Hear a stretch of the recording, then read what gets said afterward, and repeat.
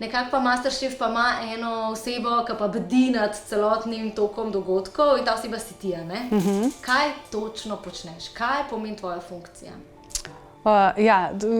Kar veliko, ne. V bistvu sem na projektu 1 leto, se pravi od začetka, kar rečemo, bomo delali še enega Masterchefa, pa do takrat, ko ga mi vidimo na televiziji, to je enoleten proces, ne.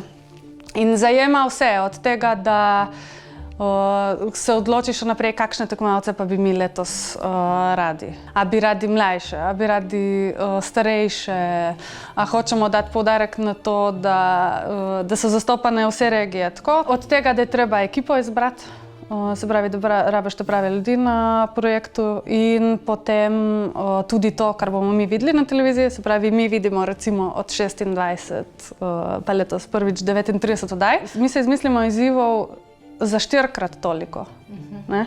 Zato, ker mi delamo na način, da se izzive izmislimo, pa se pa usedeš pa rečeš, ok, katerega damo v sezono.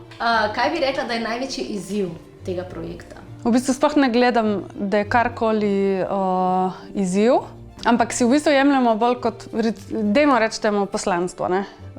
Tako da jaz vedno rada rečem ekipi, pa mislim, da res delamo to in živimo to, da imamo tukaj 3 glavne deležnike, ne? Eno so naši tekmovalci, se pravi, to so ljudje, ki rečejo, ok, mi gremo v šov, za 3 mesece bom pritisnil stop na svoje življenje in grem v Masterchef.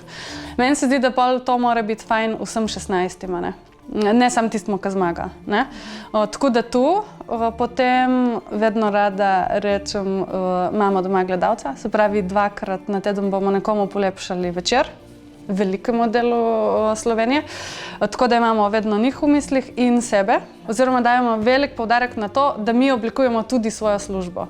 Mi imamo ful srečo, ful imamo proste roke in če si mi naredimo dobro službo, se bo to videlo tudi na televiziji, ne. Se mi zdi, da je ključ do uspeha, da lahko mi delamo tu 9 let in da bomo lahko delali še dolgo, vsaj si želimo, da nikoli ne pozabiš na to, da mora biti tekmovalcu v redu, gledalcu v redu, ampak tudi nam.